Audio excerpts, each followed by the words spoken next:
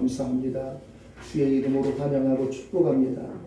이 자리에 나오신 모든 성도님 한 분 한 분을 주의 이름으로 축복하고 환영할 뿐 아니라 이 자리가 가장 가치 있고 가장 아름다운 자리인 것을 알고 나오셨기에 하나님께서는 여러분에게 이렇게 축복하기를 원합니다.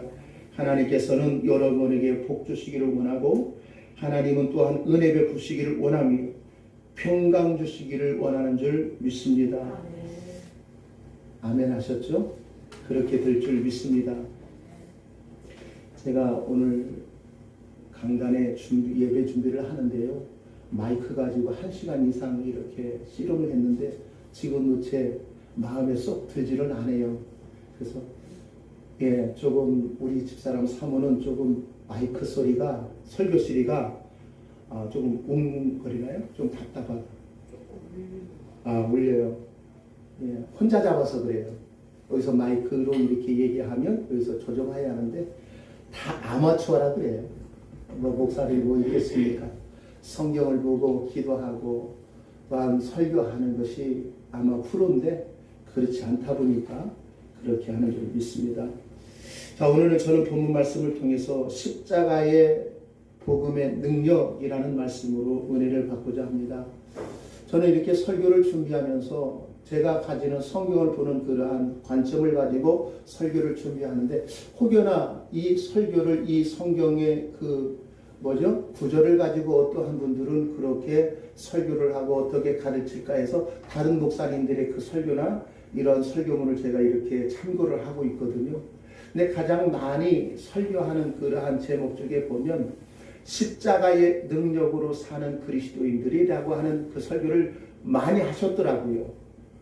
보편적인 설교가 되겠지만 저는 조금 다른 관점으로 성경을 보는 그러한 목사 중에 하나예요. 그런데 그 전에 들었던 그러한 설교이지만 다시 한번 다른 관점에서 오늘 본문 말씀을 통해서 은혜받는 귀한 시간이 되기를 주의 이름으로 축복합니다. 자, 보십시다. 우리가 이 세상을 살아갈 때에 많은 사람에게 쓰임받는 그러한 조건이 그 사람이 능력이 있느냐 없느냐를 봅니다. 그렇지 않나요? 회사를 들어갈 때도 이 자기의 회사에 그 직무에 합당한 사람이 될 수 있는 조건이 그 일을 맡기면 능력 있게 그 일을 할 수 있느냐 없느냐를 보는 거예요. 그 능력이 있느냐 없느냐의 평가는 우리가 어떻게 보느냐. 세상의 기준에 좋은 대학 출신입니다. 누가 뭐라 해도 나 여기 대학 나왔습니다 하면 능력 있다 라고 인정하는 대학을 나왔느냐 라고 하는 기준을 본다는 거예요. 그 사람에 맡기면 그 일을 잘 해내겠지 라고 하는 그러한 생각을 가지고 있다는 거죠. 자, 그러면 우리가 그러한 기준을 가지고 하나님 앞에 우리가 섰다고 합시다. 그러면 우리는 그 주님 앞에 설 수 있는 자격이나 능력이 있다라고 생각하시는 분이 혹여나 있으십니까? 사도 바울이 예수를 만나기 전에는 자기는 하나님 앞에 당당하게 설 수 있다라고 그러한 확신을 가졌고 그렇게 살았던 사람입니다. 그런데 그 모든 생각이 한날에 완전히 산산하게 부서진 그러한 사건이 바로 다메섹 도상에서 누구를 만났을 때 예수를 만났는데 부활하신 그 예수를 그가 친히 배웠고 만났을 때 그의 모든 생각이 완전히 박살나버렸던 겁니다.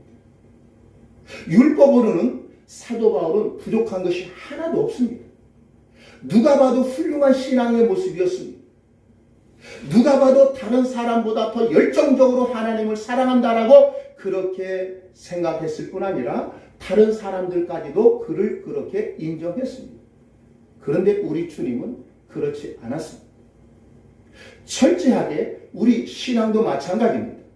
과연 우리가 하나님 앞에 설 때에 내가 하나님 앞에 설 수 있는 그러한 능력이 있고 그러한 자격이 있다라고 그렇게 생각하신다면 그 생각조차도 이 시간 다 내려놓으시기를 바랍니다. 그 사실을 인지하고 깨닫는 것이 신앙생활이거든요. 그러한 사실을 깨닫지 못하고 무언가 내가 하나님 앞에 이러한 일을 많이 하면 하나님이 기뻐하시고 하나님이 칭찬해 주시겠지라고 하는 생각이 우리가 많이 뭐죠? 사로잡혔다는 겁니다. 그것이 뭐냐? 신앙의 열심이라고 하는 그러한 잘못된 모습일 수 있어요. 그렇다고 해서 오해를 하지 마세요. 제가 이렇게 설교하는 것은 신앙생활 대충 하라는 것은 아닙니다. 그 열심히 하는 그 근원이 어디 있냐는 거예요. 내가 그 하나님께 열심히 무언가 해서 하나님 앞에 능력 있는 자로 살다가 주님 앞에 가면 능력 있는 그리스도인으로 살았기 때문에 하나님이 인정하실 것이다 라고 하는 그 열심은 안 된다는 거예요. 우리의 신앙은 열심히 있어야 합니다. 누구보다도 더 열심히 살아야 합니다. 누구보다도 더 죄송하지만 뼈골 빠지게 우리가 일할 수 있는 그런 모습이 있어야 합니다. 왜냐하면 하나님이 주신 은혜가 오늘 하루를 살게 하신 그 시간이 우리에게는 가치 있고 우리에게는 가장 소중한 것을 깨닫기에 그렇게 살아가는 거예요. 그렇게 살았기에 나는 능력 있는 그리스도인으로 살았습니다 라고 하나님 앞에 세워지는 그 모습이 아니라 그 하나님의 그 은혜가 얼마나 큰지를 알았기 때문에 그러한 삶을 살 수밖에 없다는 거예요. 근데 오늘 본문 말씀에 보면 그런 얘기합니다. 17절 그리스도께서 나를 보내심은 세례를 주게 하려 하심이 아니요 오직 무엇을 전하게 하심이라고요? 복음을 전케 하려 하심이니 말의 지혜로 하지 아니함은 그리스도의 십자가가 헛되지 않게 하려 함이라 그랬습니다. 지금으로 오래된 몇십 년이죠. 여의도에 그 엑스포인가요? 그럴 때 빌리 그레암 목사님 오셨어요. 72년도인가 73년. 거기에 여의도 광장에 그때 크리스찬 100만 인파가 모였다고 하죠. 지금도 그렇게 이렇게 복음 전하고 집회한다면 100만 인파 모이기 쉽지 않을 거예요. 대단했습니다. 그 빌리 그레암 목사님이 이런 얘기했답니다. 복음이 세상 사람에게 필요한 줄 알았는데 복음이 진작 필요한 것은 교회 안에 있다라고 얘기했대요. 이 얘기는 무슨 얘기일까요? 교회 안에 신앙생활하는 사람들은 하나님의 복음, 은혜의 복음, 십자가의 복음을 다 인지하고 깨닫고 알고 있는 것 같은데 아니라는 거예요. 저도 얘기하잖아요. 복마전이라고 들어보셨죠? 마귀의 소굴. 그 복마전이 우리 생각은 절간이나 무당집이나 그런 곳에 복마전이고 귀신이 득실득실한다고 생각하지만 정작 교회 안에 띄워줄 수 있다는 거예요. 구약에 보면 선지자 예레미야가 그랬거든요. 하나님이 예레미야야. 너는 예루살렘 성전 문 앞에 서서 그 성전에 들어가는 그러한 나의 백성들을 향하여 이렇게 외쳐라. 여기가 여호와의 전이다, 여호와의 전이다, 여호와의 전이다 라고 하는 그들에게 그게 바로 진짜 여호와의 전이 아니다. 너희의 예물은 너희의 제사는 잘못됐다 라고 선포하고 하라고 그랬어요. 저 같아도 만약에 하나님이 우리 대한민국에 훌륭한 목사님이 있고 성도님들이 있고 직분자가 있는 그러한 교회 성전 문 앞에 교회 앞에 가서 이곳은 하나님의 성전이 아닙니다. 하나님의 교회가 아닙니다. 하나님의 교회가 아닙니다. 아니면 뭐겠어요? 복마전이잖아요. 그렇게 외치라면 과연 시골에서 목회하는 제가 거기 그렇게 할 수 있을까라는 그런 생각이 들 때도 있어요. 예레미야는 그렇게 위해 또 목숨 걸고 한 겁니다. 너희들이 그 예루살렘 성전에 들어가서 예배하고 제물을 가지고 하나님께 제사를 드리는 것이 철저히 하나님을 위해서 한다고 하지만 그게 아니라고 얘기하고 있다는 거예요. 그 왜 아니라 했느냐? 그 제사나 제물은 철저하게 자기를 위해서 제사하고 자기를 위해서 제물을 잡는다는 거예요. 죄라고 하는 것은 우리는 이렇게 인식하거든요. 내가 다른 사람에게 잘못된 일을 했든지 사기를 쳤든지 두들겨 팼든지 이런 것을 나에게 죄라고 얘기했는데 죄는 하나님 앞에 철저히 하나밖에 없습니다. 하나님의 자리에 내가 그 자리에 서 있는 그 상태. 우리 신앙도 솔직히 얘기하면 모든 것을 하나님의 영광을 위해서 일하라 라고 하는 말씀을 아실 거예요.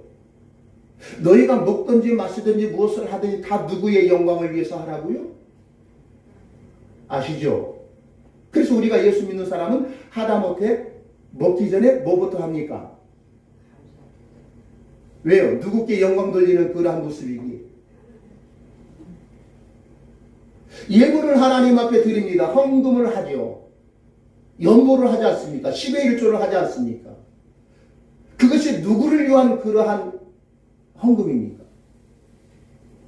혹시 하나님께 촌지 드리는 건 아니겠죠? 응? 하나님 나 이거 했으니까 잘 좀 봐주세요. 예전에는요, 학교 들어가면 담임선생님이 있으면 담임선생님이 어디를 다녔죠? 가정방문을 했죠. 가정방문 온다면 꼭 준비했잖아요. 촌지라고 하죠. 그게요, 촌지 있는 것이 우리 시대만이 아니라 저도 어떤 그 고대사 보니까요, 지금은 5, 6천 년 전에 있어요. 5, 6천 년 전에도요, 그 아버지가 아들을 가르치는 선생님이 왔는데 그 선생님에게 다른 사람보다 다른 애보다 더 뭐죠? 잘해주세요 하고 뇌물 줬다고 하는 그 기록이 있대요. 5, 6천 년 전에도. 이게 인간이 사는 보편적인 생각이에요. 그러면 우리가 하나님 앞에 하는 모든 것은 신앙의 행위라고 알고 있죠. 근데 그 신앙의 행위가 철저하게 하나님 앞에 하는 것이 되어지지만 그 하는 행위가 철저히 나에게 유익이 되는 일을 하는 경우가 태반이라는 거예요. 그래서 그 하나님은 누구를 위해서 존재해야 한다고 그랬죠? 예수 안 믿으면 지옥 간다니까 우리가 예수 믿는 이유가 뭐라겠어요? 누구를 위해서 천국 가려고 그래요? 나를 위해서. 그 예수가 없으면 돼야 안 돼요? 근데 예수가 나에게 있어야 돼요, 없어야 돼요? 있어야 돼. 그러면 그 예수는 나를 위해서 존재하는 거예요? 우리가 주를 위해서 존재해야 돼요? 예수가 나를 위해서 존재하는 그렇게 알고 생각하고 신한 것이 교회 안에 복마전이 되어졌다는 거예요. 근데 자기들은 알까요? 모르죠. 그래서 교회 안에 복음이 필요하다는 거예요. 우리가 예수 믿고 30년, 40년 믿었다라고 하는 그 연조는 저는 잘못됐다고 얘기해요. 참 훌륭합니다. 한 길을 30년, 40년 가는 것이 쉬운 건 아니에요. 얼마나 갈등이 많았겠어요, 초창기에는. 때로는 이런 생각도 하셨을 거예요. 내가 예수 믿기를 잘했다라고 했더니 내가 예수 안 믿을 때가 더 좋았을 텐데. 그런 생각을 한 번도 안 했다면 죄송합니다. 새빨간 거짓말입니다. 말을 안 했을 뿐이지 그런 생각을 하고 살아가는 것이 그의 시돈의 본연의 모습이라는, 이게 잘못됐다는 건 아니에요. 그런 마음까지도 있지만 그 마음에 우리가 휩싸인 건 아니잖아요. 그럼에도 불구하고 우리는 예수 믿는 것이 나의 삶의 우선이 된 것을 믿기에 지금까지 신앙생활의 그 길을 걸어간 것 아닙니까? 그게 바로 하나님의 은혜예요. 그 하나님의 복음이 나에게 가장 소중한 것인 것을 우리가 믿기에 그러한 발걸음으로 지금까지 견뎌온 줄 믿습니다. 그래서 끝까지 인내하는 자는 무엇을 이루리라? 구원을 받으리라. 우리가 끝까지 신앙생활 잘 참고 인내해서 구원이 아니라 구원의 주체자는 누구십니까? 예수예요. 근데 성경은 너희가 끝까지 인내하는 자는 구원을 얻을 것이다 라고 하면 우리가 끝까지 예수 믿고 내가 끝까지 신앙을 붙들어야 내가 구원을 받는 것 같이 얘기하지만 제가 얘기했죠. 원래 그 끝까지 인내하신 분이 우리입니까? 주님이십니까? 우리 자식들도요. 잘하는 것보다도 못하는 것이 얼마나 많아. 그러니까 저건 내가 나도 참 이해를 못하겠다. 그러잖아요. 그 하나님이 나의 행동이 내가 살아가는 그런 행동 하나하나 꼬라지를 보면 그냥 가만히 놔두고 싶은 때가 많지 않을 거예요. 저는 한번 따거든요. 근데 그 하나님의 그 인내가 오래 참으심이 우리를 구원케 하는 은혜가 있다는 거예요. 아멘. 근데 그 인내가 곧 너희의 인내로 내가 인정해 주겠다. 아멘. 그게 은혜의 복음인 거예요. 근데 교회 안에서 우리가 예수 믿지만 다 자기 잘날 맛에 예수 믿는 사람들이 생각보다 많습니다. 저도 목회자고 목사지만요, 목사님들 만나면요, 자기 잘난 맛에 목회하시는 분이 생각보다 많더라고요. 그러면 저는서 너 잘났어. 잘나고 유능해야 성도들이 따라온답니다. 그리고 거기에 덧붙여 목사님은 카리스마가 넘쳐야 된답니다. 그 카리스마가 없으면 성도들이 안 따라온다네요. 목사를 물컹물컹하게 보면 안 된대요. 그러니까 강단에서나 어디 딱 내려가서도 목사는 무언가 위험이 있는 그러한 카리스마가 있어야 합니다. 카리스마는 다른 게 카리스마가요, 하나님의 은혜라고 하는 그 힘이에요. 카리스가 은혜거든요. 말은 어떠한 힘이에요. 복음은, 하나님의 말씀은 어떠한 외향적인 행위와 어떠한 모습에서 나오는 게 아니라 하나님의 말씀이 능력인 줄 믿으시기 바라요. 그러면 우리는 이미 복음은 다른 게 아니에요. 예수 믿으면 복 받는다, 예수 믿으면 너희 자식이 잘 된다 라고 하는 것이 복음이 아니라, 내가 하나님 앞에 죄인 중에 괴수였고 그 죄를 내가 대속할 수 없는 그러한 무능력한 자였음에도 불구하고 그 하나님이신 예수가 나를 위해서 이 땅에 오셨고 내가 져야 할, 내가 가야 할 그 심판의 자리를 주님이 대신 가심으로 내가 살았다 라고 하는 것을 깨닫고 알고 신앙하는 거예요. 그러한 자에게는 결코 자기 자랑이 나올 수 없어요. 그래서 사도 바울이 얘기하지 않습니까? 내가 하나님 그리스도께 나를 너희에게 보내준 것은 어떤 하나의 의식, 세례를 주려고 하는 것이 아니라 오직 복음을 전하려고 하심으로 내가 너희에게 가지 않았느냐. 이 복음 전하는 것은 세상의 말의 지혜로 된 것이 아니라 오직 십자가의 은혜밖에 없다는 거예요. 우리 집 사람이 사람을 처음 보면은요, 관상을 보는 건 아니에요. 뭐부터 상대방을 보냐? 입술부터 본대요. 왜 그러시는 줄 아세요? 혹시 들어보셨나 모르겠네. 우리 집 사람한테 사람을 딱 상대 보면 입술부터 본대요. 다 그렇다는 얘기는 아니에요. 사람의 특징이래요. 입술이 얍실하면 말을 엄청나게 잘하신대요. 한번 보세요. 또 말을 잘한다는 언변이 좋다는 거죠.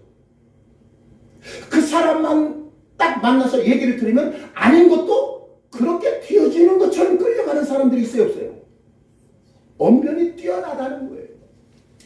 아마 목회도 언변이 뛰어나신 분들 보면 참 목회를 잘 하시는 것 같아요. 저는 죄송하지만 저희 치부 중에 하나인데 지금도 그래요. 우리 몇 분 되지 않는 우리 권사님들에게 전화를 해야 하는데 전화를 하지 않고 당신이 해. 어렸을 때 어떠냐, 저희 사촌 집에 갔는데 그때만 돌리는 전화기 있었거든요. 근데 갔는데 전화 받을 사람이 없어요. 근데 김이나, 저희 큰어머님이 김이나 빨리 전화 좀 받아 했는데 딱 들었는데 어버버버 한 거예요. 그 이유로 아마 트라우마겠죠. 전화하면 누구에게 하려면 앞뒤를 딱 잘라먹고 내 얘기만 딱 하면 상대방이 오해할 소리가 생각보다 많아요. 이게 언변이 없다는 거죠. 또 언변이 없을 뿐 아니라 주변머리도 없다고 저희 어머님이 얘기하더라고요. 김이는 진짜 주변머리 없다. 주변머리가 있다는 것은 뭐로, 다른 사람과 어떠한 공동체 속에 어떠한 유두리 같은 거 있잖아요.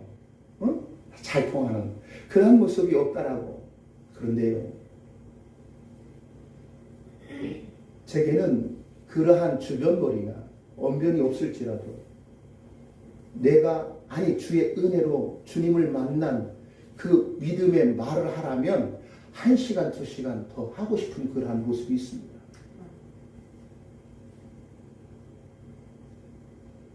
사도 바울이 가는 곳마다 하나님이 정하신 어떠한 율례나 하나님이 정하신 어떠한 법을 그들에게 가르친 것이 아니라 그것을 잘 알아먹도록 세상의 지혜와 언변을 뛰어난 것이 아니라 오직 그가 만난 예수 그리스도의 은혜의 십자가만을 내가 너에게 전했다는 거예요.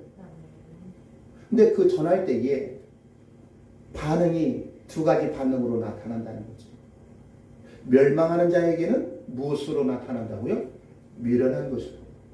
구원을 얻는 우리에게는 하나님의 능력으로 나타나더라는 거예요. 왜 멸망하는 자들에게는 이 십자가의 은혜가, 주의 십자가의 그 은혜의 복음이 왜 미련하게 들리느냐? 다른 게 아니에요. 우리 기독교는 철저하게 자력 종교가 아닙니다. 타력에 의하여 구원을 받는 종교가 오직 기독교밖에 없어요. 자, 불교 있죠. 자력 종교입니다. 그래서 붙여불자 제가 칠판으로 썼잖아요. 사람자, 부자 있잖아요. 몇 불 달러 할 때. 딱 보니까 내가 사람이 아니고 신이었습니다라고 깨닫는 것이 바로 해탈이라 합니다.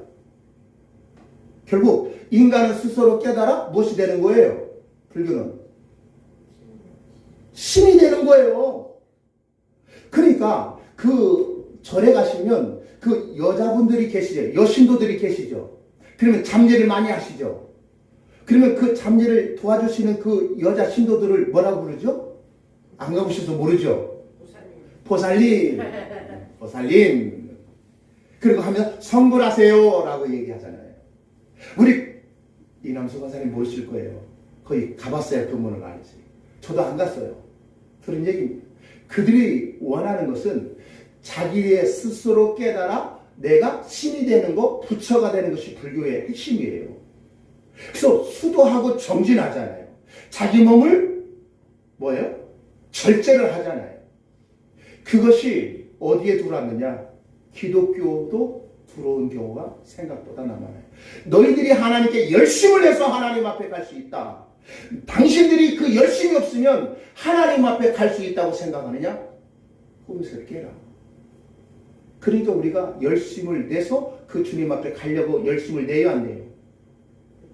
근데 제가 보기에는 우리 응암교회를 다니고 섬기는 우리 권사님들, 성도님들은 너무나 풀어졌어. 너무 자유해. 나는 됐다 이제. 주의 은혜를 깨닫고 그 하나님의 사랑이 얼마나 큰지를 알기에 나는 아무것도 하지 않아도 된다고 목사님이 지금 절절히 지금 1, 2년이 아니라 계속해서 하고 있으니 나는 자유하다. 그렇게 생각하시죠. 아멘 안 하시네. 찔리세요?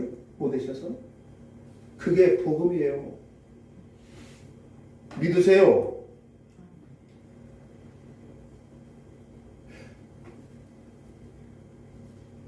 우리는 너무 세상에 살다 보니까 경쟁 사회 속에 살았어요. 내가 뭔가 다른 사람보다도 월등하게 조금 나아야 인정받을 수 있다라고 그런 생각이 있다고요. 그 교회 안에서도 그게 평등하게 있다고요.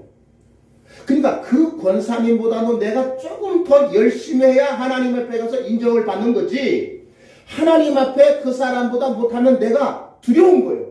혹시 내가 신앙생활 잘못해서 주님 앞에 갈 수 없고 지옥에 떨어질까 두려워한다는 거예요. 그러면 철저하게 하나님을 믿는 겁니까? 내 삶의 행위를 믿고 있는 겁니까? 네? 하나님이 행하신 그 행위를 우리가 믿는 거예요? 내가 예수를 믿고 내가 한 행위를 믿는 겁니까? 예수를 믿는다고 하지만 십자가의 말씀을 믿는다고 하지만은요, 전부 다 죄송합니다. 내가 한 행위를 믿고 있다니까.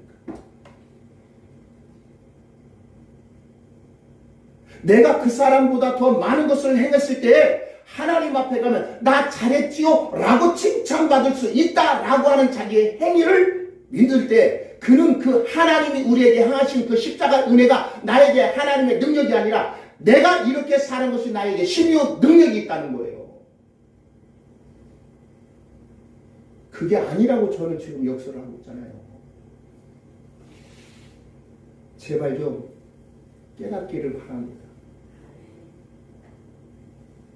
어떤 분이 그러대요. 저도 거기에 전도 폭발이란 오늘 당장 죽어도 천국 갈 수 있는 확신이 있습니까? 라고 물어봐요.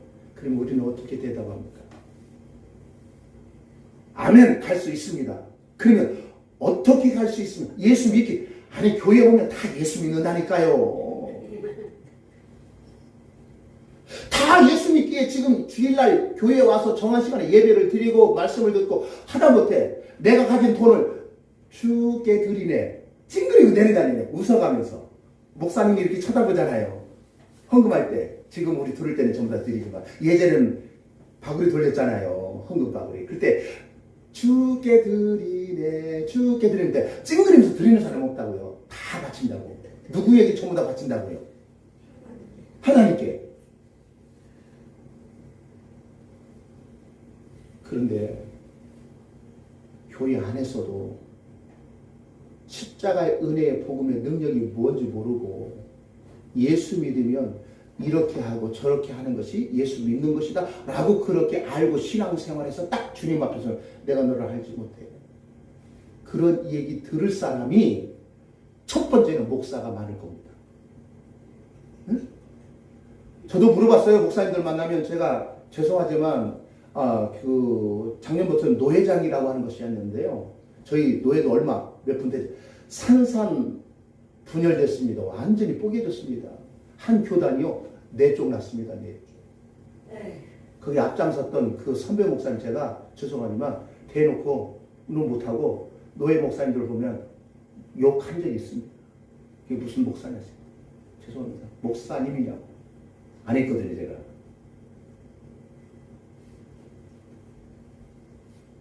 여러분, 우리 목사님들 모임인데 제가 이렇게 묻습니다.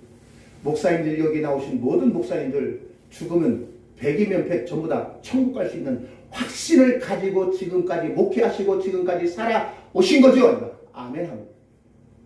제가 아닙니다. 100이면 100 목사 다 천국 못 갈 수 있습니다. 그러니까 눈이 똥을 하는 거예요. 뭘 받으려고 짓을 하세요? 해야 돼요. 저도 목사지만 전 두려워요. 두렵지만 딱 하나 믿는 신앙이 주님, 나에게는 내 신앙으로는 안 돼. 주의 은혜가 나에게 평생 부어져야 내가 삽니다. 아멘. 그것만 붙잡고 가자겠어요. 사람이 많게 모이든 교회가 지어졌든 지어지지 않는 지하 있든지 우리에게는 성도가 100명이다, 1명이다, 2명이다가 문제가 아니라 그 모든 목사나 성도에게 필요한 것은 주의 은혜가 나에게 부어져야 우리가 살 수 있다. 아멘. 그러한 생각을 가진 목사님들 만나면 있든지 없든지 가난하든지 부하든지 그 모든 환경을 뛰어넘어 동지의식을 가진다고 얘기했어요.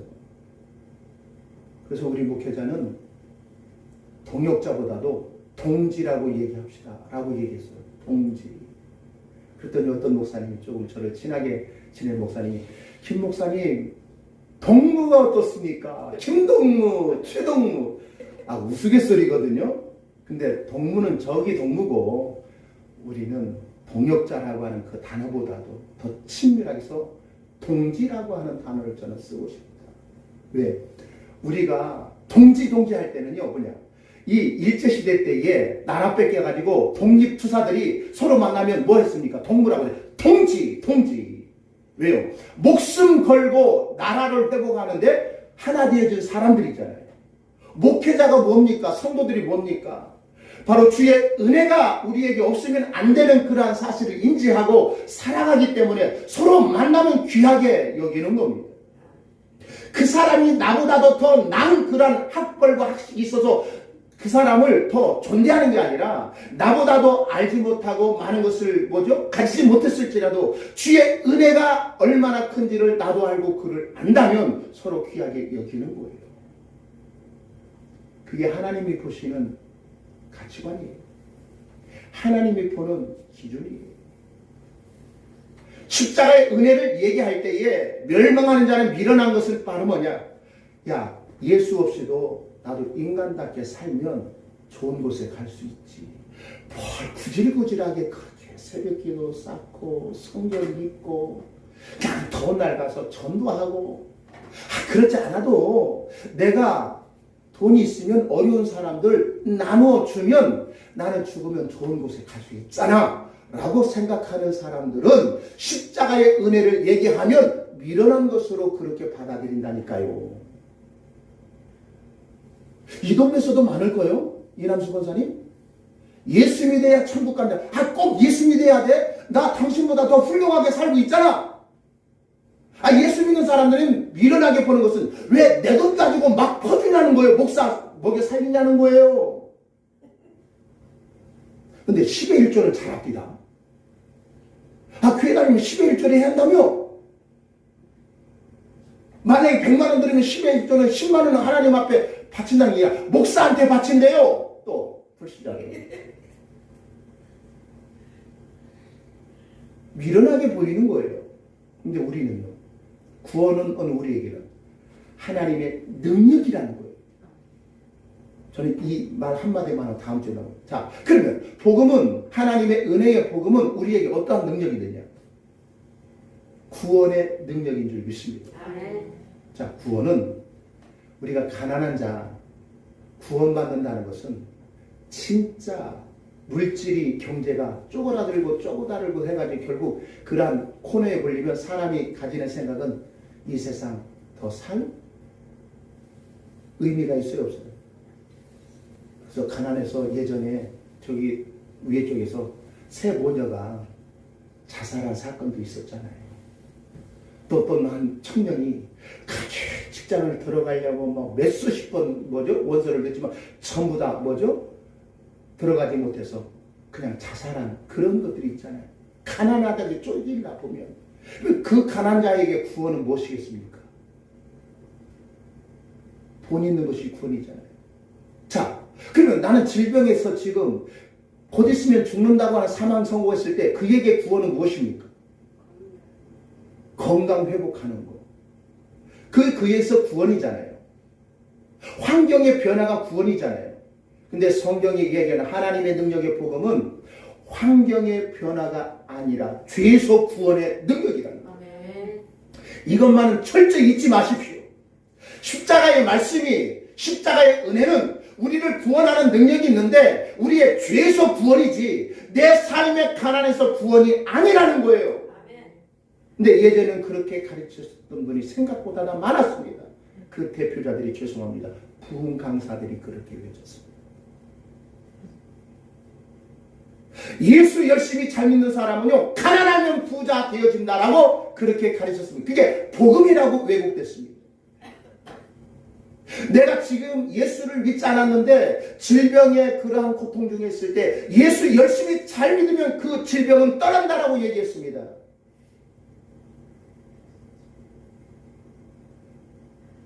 근데 복음이 그게 아니에요.